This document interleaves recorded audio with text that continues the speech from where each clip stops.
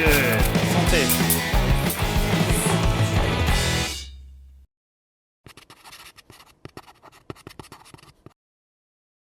Today I invited the uberraum team over for lunch, so that's a bit different. We're gonna try to do a quick lunch. It has to be really quick because we actually only have 1 hour left to prepare it.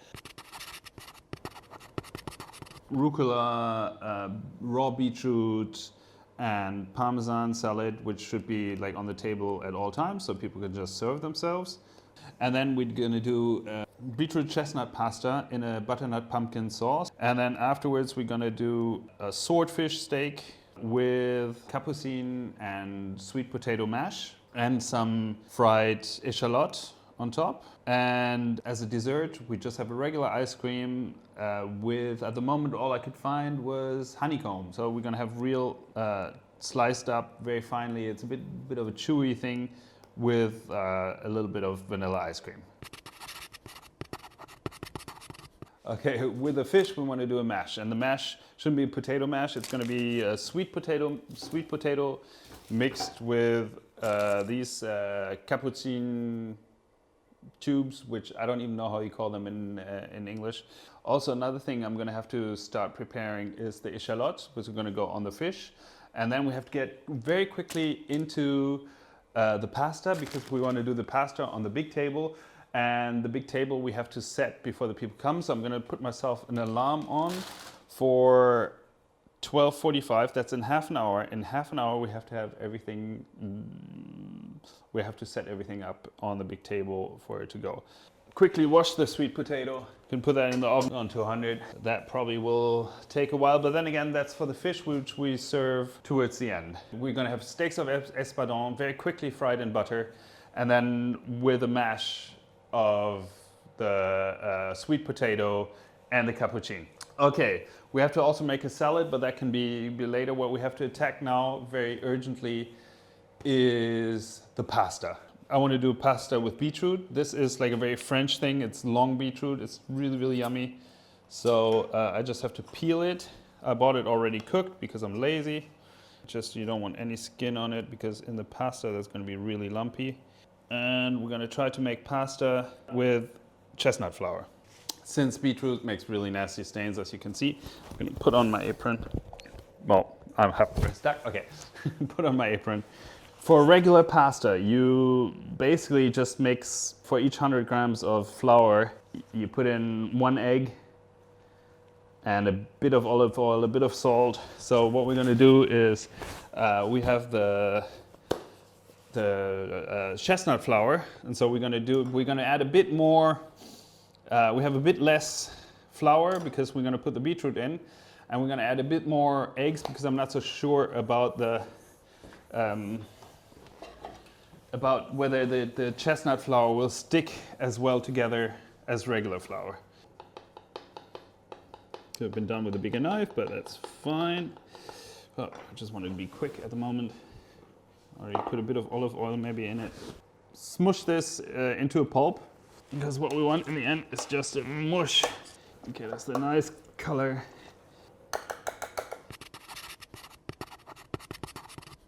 Okay, so we're ready to make a mess. We're gonna make the pasta. So for the pasta, I better get my shirt a bit out of the way. The chestnut flour. So there's 350 grams in each. So that should give us a total of 700 grams, which we need. I take a spoon to form this into a basin, and into that basin, we're gonna put 8 eggs in there and a drop of olive oil. Get a bit of salt going in there. Start working the eggs in slowly with the flour. Okay, so at some point we can also start adding the beetroot. Oh, it's breaking out. Oops, nope, panic. That wasn't so professional, was it? But it's getting there, it's getting there, it's getting there. And you can see it's starting to be a dough. So now we're just mixing the whole dough until it gets a real solid pasta dough. And yeah, this is what I thought would be nice if we have afterwards like a bit of marbling in the dough. You basically have to go by feeling. So you knead it. When the dough's just right, your hands should be clean. As you can see, my fingers are getting clean, and so the dough is getting to a good consistency. Oh, there's Tom. Ich muss Tom irgendwie reinlassen. Oh shit. Shit, Tom is here. That's not good. but he can help. Make him work. Oh, and he got flowers. Hi guys. And we're not going to be able to put the whole thing through the machine at one time, so I think we do it in 3 parts. So basically what you want to do is just wind the pasta through this, fold it several times. It's a bit like making a Japanese knife. Yeah, that's good, that's good, that's good, that's good, that's good, that's good. Okay, so now we're through again. For the first ones it doesn't matter, so we're still a bit sticky. Okay, go, go, go, go, go, go, go, go, go, go, go, go. Okay. We'll get. Yeah. Hein? On est légèrement dans la merde, mais on peut tous travailler ensemble. Attends.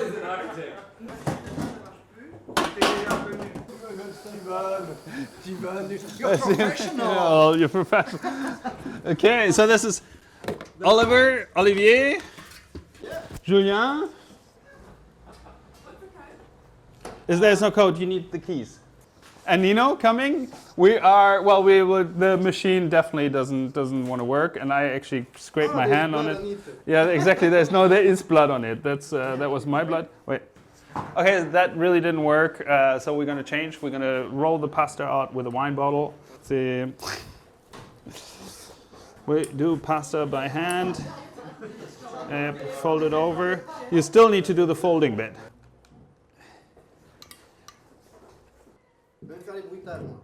Yeah. Olivier is doing the sound effects with the feet.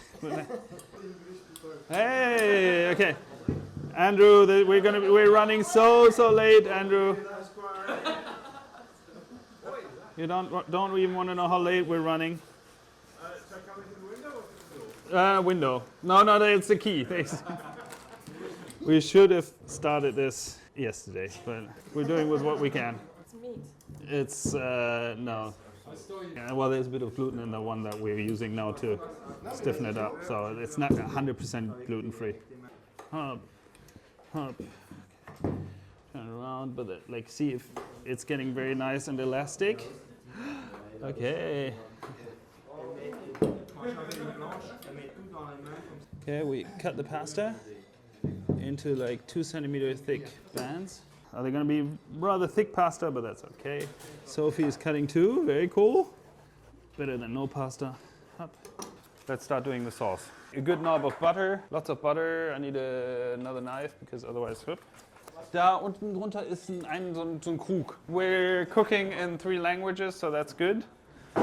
We just have to get the rest done. We're going to do the butternut squash sauce. And for that, we basically just heat butternut on low heat. Wait, Tom is going to take over the watching of the butternut squash. Damn. Come on. You know, it's an oven. This is a bottle of wine. I will open with the.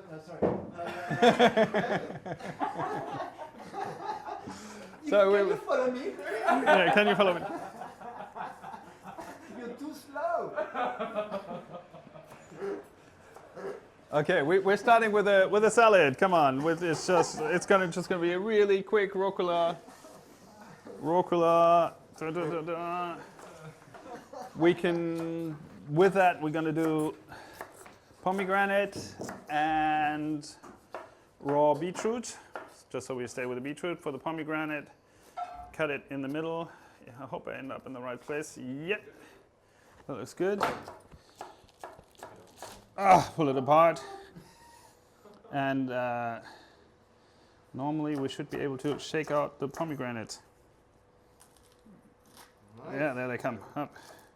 Okay, ting, ting, ting, ting, ting, ting, ting, ting, ting, ting, ting, ting, ting. Okay, up to for the rest. I think Olivier wants his own cooking show. Yeah, exactly. Yeah, no. I think what's going to happen, you have to have a guest appearance. I know. Well, that's already planned. The next one's. Olivier's a kind of kitchen. We're gonna start frying the echallots. First, I know that you. Second, it's not onion, it's shallots. Remember that. Yeah, and that's for swordfish. It's going to be on top of swordfish. We want it really crispy. We finish them up in the oven. This is the handmade pasta. We're gonna attack now the salad. Okay, so I don't know how Steven is gonna follow. We gonna quickly, and look, this is like the most beautiful beetroot, and we're just gonna grate this into the salad. Up. Want everything to be nicely mixed, and then we just put a little bit more as deco on. You know, the good thing is if you mix by hand, it keeps the salad nice and fluffy.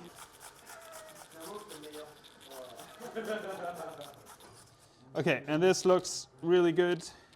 Dun, dun, dun, dun, dun, dun, dun. It just needs a bit of sauce, and that's going to be our salad. That's good. Oh, can't have enough butter. It's good. Pepper. So we add how much? 200 grams. 200 grams of crème fraîche. Voilà. Well, as I said, we don't cook exactly by recipe, so we're going to puree this because the idea is that this is going to become a pasta sauce, so it should be really saucy. That's why it has so much butter in it too. Yeah, oh, awesome, that looks good. Fine sauce, it's brilliant. Look at the sauce. Ooh. Come on, we cover it, put it on low. Très bien, non? Wow. Super. Oh. Okay. Up. Have to do a very quick vinaigrette, mustard, olive oil, and just for the fun of it, I'm gonna put some sesame oil with it. Fill it up with sesame oil, balsamico, and after the balsamico, we add a little bit of white pepper. Up. If you want to add salt too, salt is good, but I tend to do, well, very lightly because I'm not allowed much salt. We have our salad sauce. It's good. Oh, we forgot the parmesan in the sauce. Okay, we add parmesan to the sauce because I want to put the sauce on the bottom of the plate and the pasta on top with the flowers on top. We're going to put the pasta in, not all at once, like a bit, like one by one, and then cook them for maybe 2 minutes, maybe 3 minutes, actually until they start like floating to the top.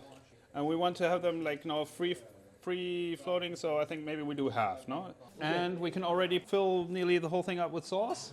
Okay, this is for the pasta. We're going to serve the pasta the inverted way around with the sauce on the bottom and the pasta on top, because we're going to put the flowers on top too. Voilà. Tu as vu? So this is going to be for our mash. The pasta is finished. Okay, should we get it out carefully? Allez, une petite, Okay.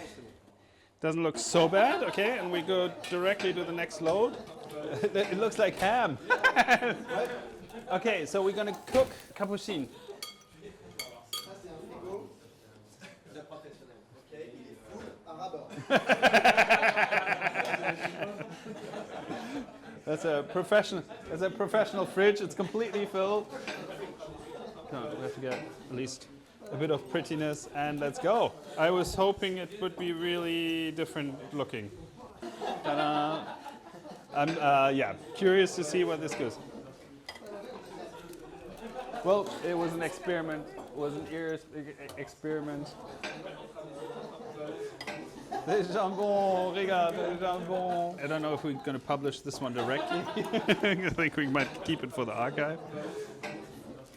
Ouais, je crois que ça c'est assez de ça et ouais, un peu de salade, non, c'est ça. So we are quickly putting the echalot on the side because we need the pan to fry the fish. This is going to become our mash, and as I said, we want to do a mash of capucine. I think they're cooked now, so I'm going to quickly pour out the water. Ooh, look, the water is actually dark blue. So before we do anything, we're going to clean this up a bit because we don't want all the hairy things on it. Ideally, take this bit of skin off and bits and those bits. Just roughly clean it. We put in a sweet potato. And it's pretty much mashed already. We have Olivier, who loves to mash. Very good. And of course, we need butter. And more butter. So this is the espadon, which we're gonna do really simple. Just give it a bit of pepper, and which we're gonna fry in butter very quickly.